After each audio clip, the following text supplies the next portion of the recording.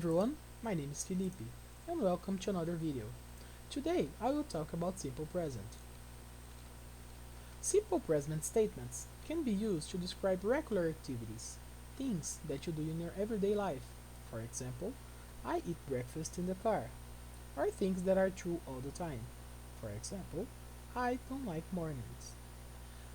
Simple present is divided in three steps: affirmative sentence, negative statements, and the interrogative statements. Let's start with the affirmative.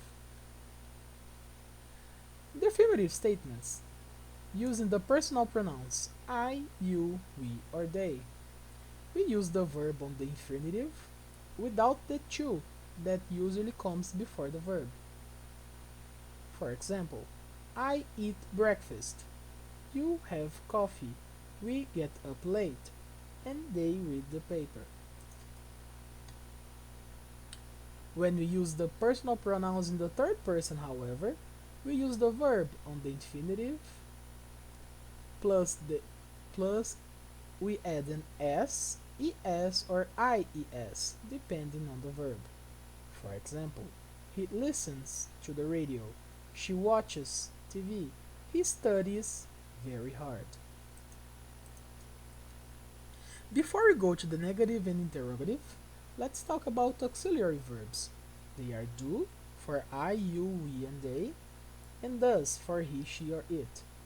These auxiliary verbs don't have an exact translation in Portuguese.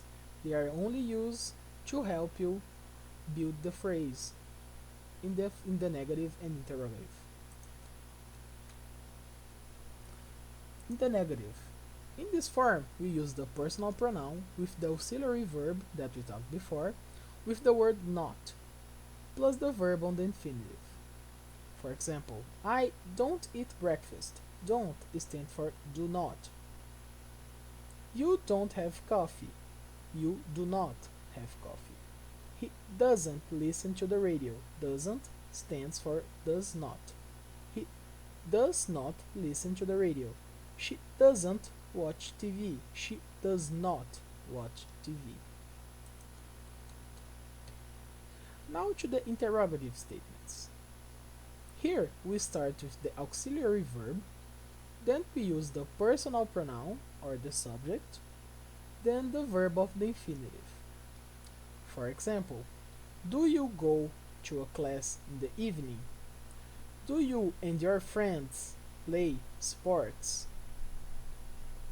Here we have an example using a subject instead of a personal pronoun. Does your mother work on weekends? Your mother can be read as she. Does she work on weekends? Does your father make phone calls? Here the same, we can read your father as he. Does your father make phone call at night? And finally, we have the interrogative WH statements. WH statements that stands for what, who, how, and where. There are some interrogatives. There are some questions that we usually ask. Building the interrogative WH statements, we use this almost the same as we use the interrogative ones, but instead we start with the WH particles.